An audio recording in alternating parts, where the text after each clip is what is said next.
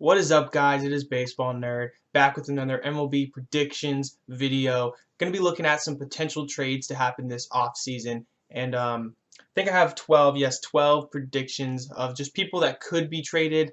I think there's a couple of these that really could come true, and a couple of these are just kind of, hopeful wishing for some just awesome stuff to happen during the offseason and exciting stuff. I think trades and free agency is awesome and so much fun to think about and tinker with. So I like to kind of play GM here. But gonna ask you guys, don't ask this as much in the beginning of my videos, but if you guys like this MLB content and just MLB content in general, MLB the show, predictions, rankings, any stuff like that, just baseball, please like, please subscribe, turn on the notifications, come back, check out more videos. I appreciate it very much. But without further ado, let's get into it. So the first trade that I think is very, very possible is Francisco Lindor, who has been talked about being traded a lot lately. And I think the best spot for him, or at least predicted wise, is the New York Mets. And I just think with the new owner and Steve Cohen and the way that they're talking about spending and making a team to win, he said he wants to win in the next 3 to 5 years a World Series. And Francisco Lindor, you pick him up for this year, that could be a very, very quick turnaround into getting to the World Series soon. And I think if you pick up Francisco Lindor via trade this year, you have a good shot of extending him. I think he would definitely be more apt to staying with the team that trades for him, and that might just be my opinion. I might be wrong, but I think the Mets will definitely try to package a deal for Lindor. Whether they get him or not, I don't know. I do know, I think maybe an Andres Jimenez and maybe a Freddie Valdez is their number 17 prospect overall. He's an outfielder. I think the Indians maybe would take something like that. The thing is, I don't know how much you're going to get for a shortstop right now via trade, because next year's class of shortstops is insane. There's Javi Bias, Francisco Lindor, Corey Seager, Trevor Story. There's just so many good shortstops coming in free agency next year. We don't know if any of those guys will get extended this year. But yeah, with just how stacked next year's shortstop class is, I don't think you're going to get a big trade offer, a huge trade offer that would actually equal the value that normally you would get for Francisco Lindor during the offseason, just because guys could go, you know what, we'll wait this season and next year we'll just buy a guy off of the free agency market. You can keep Francisco Lindor. So that's why I don't know if he will get as much as the Indians will hope for. My next trade, which would be a huge one, because this guy's got 6 years left. He signed a big contract, but there's been talks of it last offseason, and I've heard stuff about it coming up again. That's Nolan Arenado of the Colorado Rockies. I think a good fit for him would be the Toronto Blue Jays. I think with Vladdy moving over to first, Biggio at second, and Bichette at short, third base is really the only hole they have in their infield, and they need some more superstars. They've said this offseason they want to acquire some big names, some big superstars, whether it's via free agency or trade.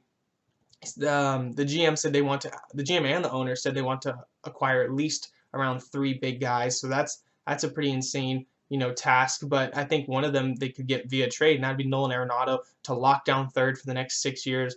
Work with that young core of infielders there in Toronto, and then they could, tinker in free agency to get some pitching or maybe an outfielder to fill out the rest of their outfield. But I think that'd be the last, not the last, but maybe the best place for them. I think maybe they could get like an Austin Martin, who's the number 2 prospect for the Blue Jays right now, maybe an Adam Kloffenstein, right-handed pitcher. He's number 10 for them, and then maybe like a Travis Shaw, just someone to go over and fill third for now for the Rockies. I think that'd be a pretty good haul. Maybe, honestly, probably another prospect or two.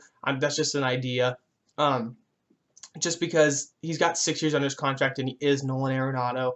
So I don't know if this one will really happen or not. I kind of feel like he's going to stay with the Rockies. But if it did, that'd be crazy to see him go to the Blue Jays. Number 3, we have Kris Bryant to the Dodgers. Now, Justin Turner, I feel like may sign again for a year or two with the Dodgers, maybe 3-year contract or something like that. But Kris Bryant's got 1 year left on his contract, and there's been a lot of talks about the Cubs trading him last offseason, and I've already seen stuff come up this season about Bryant and Baez and Rizzo and all those guys. Schwarber, who's a free agent next year as well. So yeah, I think Kris Bryant would be a crazy trade to the Dodgers. They would need a third baseman if they don't re-sign Justin Turner. I think maybe a good turnaround they could get is Gavin Lux and maybe like a Bobby Miller. He's number 7 on their prospect list. He's a right-handed pitcher. Something like that. That might even be a little too much for a year of Kris Bryant, but I think they could probably get something like that, and the Dodgers would get an all-star / MVP type of guy at third base to go into their infield next to Corey Seager and Max Muncy and Will Smith and all those guys. And yeah, I think that'd be a really cool move to see Bryant go to somewhere like the Dodgers, compete for a World Series again. Number 4, we have another guy that's a free agent next year. He's a shortstop, and he's also from the Chicago Cubs. That's Javi Bias. I have seen his name actually circulate a lot less than Chris Bryant's or Anthony Rizzo's, so I kind of feel like the Cubs may want to hold on to Bias. I don't know why, if they're going into a full rebuild. Maybe they're not. But Bias has a year left. I see him going to somewhere like the Cincinnati Reds. They really had a pretty good infield and a decent outfield last year. The offense was overall pretty decent, but they were lacking at shortstop. And Freddie Galvis played shortstop for them. He's a nice little, switch hitter, contact guy. He plays a decent short, but he's not Javi Bias. Javi Bias is an elite defender and just got so much pop in that bat. He's an insane right-handed hitter. I think they could use him in Cincinnati. Maybe trade like a Nick Senzel over there to the Cubs, along with maybe an infield outfield. Jose Garcia is the number 16 prospect for the Reds, something like that, just to get the ball rolling with the Cubs and the Reds. And yeah, I think that'd be sick to see Javi Bias over in the Reds, filling out a big hole for them last year in their offense, and then have them, acquire some pitching maybe in free agency. But I think that would get them to the next level, definitely. Number 5, the guy that's a one-year guy. He's got free agency next year, and that's Jorge Soler of the Kansas City Royals. He's got so much pop. If you play MLB The Show, he just hits nukes. And not the best fielder, but definitely can do it with the bat. And he's only got 1 year left. And the Royals, are kind of still seem to be in a rebuilding state. They got some good young pieces with Mondesi and Whit Merrifield and some good pitchers and Junis and Brady Singer and stuff like that. So they have the guys coming up, but I think they just have a little more time to get there. And if he's not going to be there after next year, why not trade him and get some prospects? I think a good spot to go for Jorge Soler is another team that we've already talked about that has a good infield, has a decent outfield, but is missing maybe the third guy in their outfield. They have Gurriel Jr. in left. I think he plays left, maybe center. Teoscar Hernandez in left or center. And then the right field is kind of empty, and Jorge Soler could go to the Toronto Blue Jays and fill out that spot for them and give them another power bat. I think that would be awesome to see. I don't think they'd have to give up a whole lot because, Jorge Soler is not young. He's only got 1 year left, and he is an outfielder that's not as, I guess, in the elite conversation, but just a good power bat. And I think that maybe they could give up Trent Palmer, a number 27 prospect for the Toronto Blue Jays. He's a right-handed pitcher. I think maybe that would be good. Maybe get some pitching back for the Kansas City Royals and help them out, bolstering that starting rotation going into the future. Number 6, we have another guy that is on the Kansas City Royals, and that is Salvador Perez. Salvi, the catcher, I have him. He also has 1 year left, be a free agent next year. And I think a team that could use a catcher if they do not re-sign JT Realmuto is the Philadelphia Phillies. Kind of seems like they're not going to re-sign JT from what I've seen and read. I definitely think they still could. If I was the Phillies, I would definitely re-sign him. I would have extended him last year. I don't really know what the Phillies are doing. They went out and got Bryce Harper. They've gotten McCutchen. They've gotten some big names. They got JT Realmuto via trade. And I just think, they got all these big names. Picked up Zach Wheeler last offseason. I don't know why it seems like they don't want to re-sign JT or why they don't really seem to be in the conversation for a lot of free agents. Maybe that's just not, being put out there, but it's really happening behind the scenes. I hope so for Phillies fans because they seem very, very close to being a really good team. But Salvi going to the Phillies, if they do not have JT, I think would be an awesome pickup to work with their younger pitchers, be a really good backstop, and he can actually still hit, had a pretty good year last year.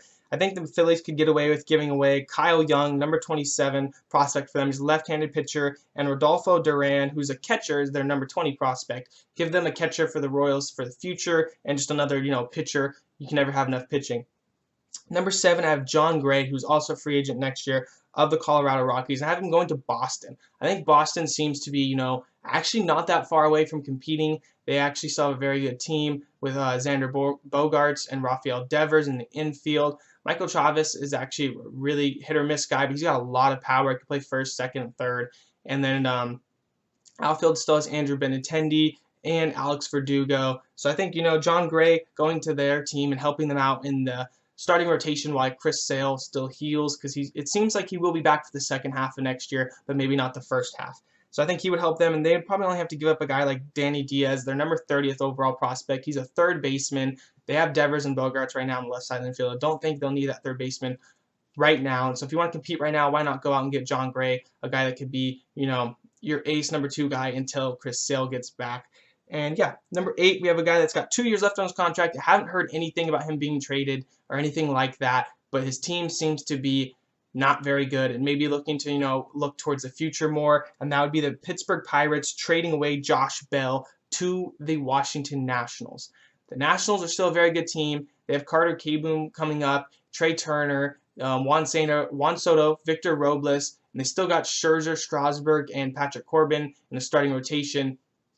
I think they're not that far away from going back to the playoffs and maybe making a World Series run, if not winning it again. So I think adding Josh Bell to first base would just be a huge boost to the offense that they kind of lost with Anthony Rendon. And then if Carter Kieboom comes up and actually hits well and does his thing at third, then those two together would be a very good, offensive production, just boost to that offensive lineup. So yeah, I think Josh Bell going to Washington would work out for both teams. The Pirates could get back Drew Mendoza, who's a first base prospect, number 11 for the Nationals, and maybe Josh Harrison, just an infield, veteran utility guy to go fill in for the Pirates for now, just work around the infield for them. And then they get their first base prospect back to work towards Josh Bell's spot. And they only have 2 years left of Josh Bell. I think 2 years is, you probably get a little more in the trade because it's 2 years left, but you also, for the Nationals, get those 2 years, so you're kind of thinking it's worth it.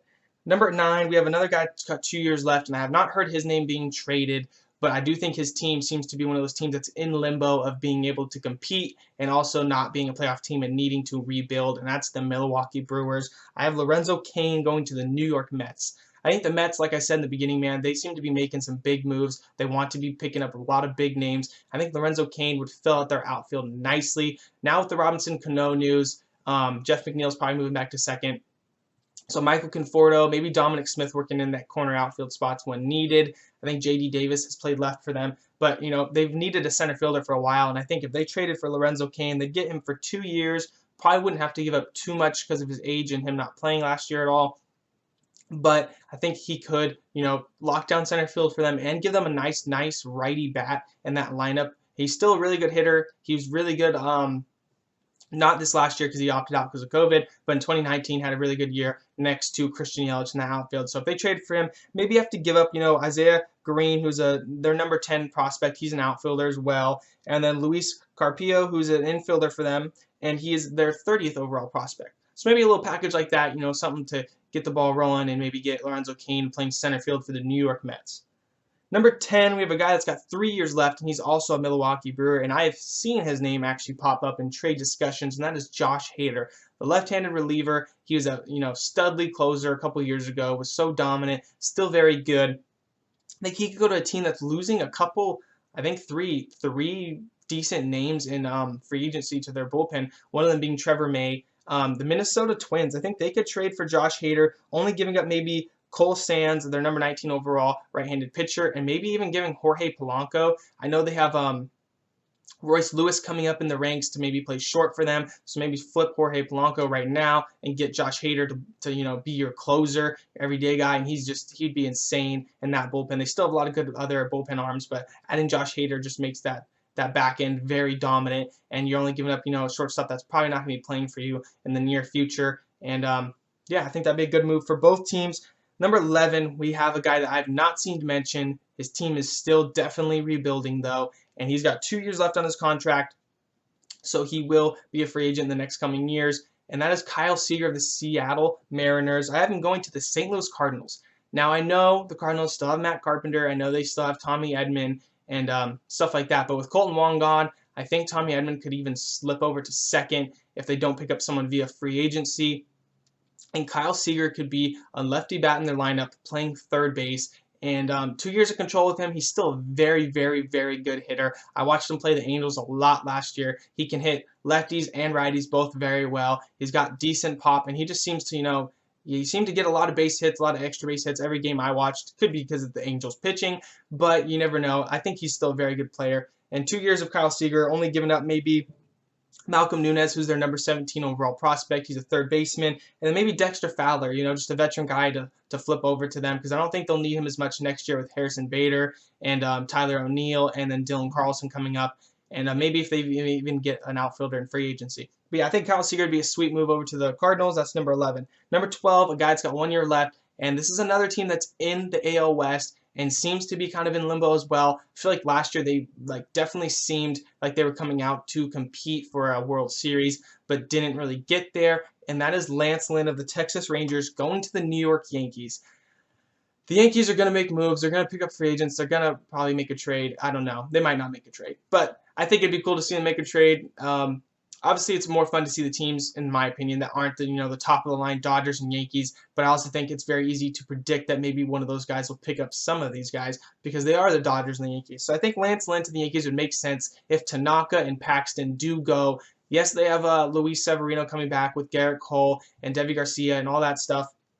Clark Schmidt moving up, but why would you not take Lance Lynn? If you could get a one-year deal or a guy for 1 year like Lance Lynn, who was so dominant last year, if he's your 3 guy, that's just an insane, starting rotation for the Yankees. Definitely bolsters their starting rotation to go with that amazing offense. I think maybe all you have to give up is Albert Abreu, who's a right-handed pitcher. He's their number 12 prospect for the Yankees, and Antonio Gomez, who's a catcher. He's their number 22 prospect. And I think that'd be a nice little package to get Lance Lynn for a year, and he would be very dominant for the New York Yankees and help fill out that starting rotation. So guys, that's my 12 trade predictions. Don't know how many of these will come true. I do think Francisco Lindor will end up being traded. I do think maybe a guy like Salvador Perez or Jorge Soler for the Royals could be traded, with them kind of rebuilding. I think some of these guys are more of a stretch, but, Kyle Seager, Josh Hader, Lance Lynn, Josh Bell, Chris Bryant, Arenado, any of those would be sick to see. So thank you guys for watching. I hope you guys enjoy stuff like this. I really enjoy making these videos and trying to think of ways that this offseason could turn out. It'll be very cool to look back when this next season is starting and see what moves were made. So if you like this stuff, please like, subscribe, turn on the notifications, and I'll see you guys next time.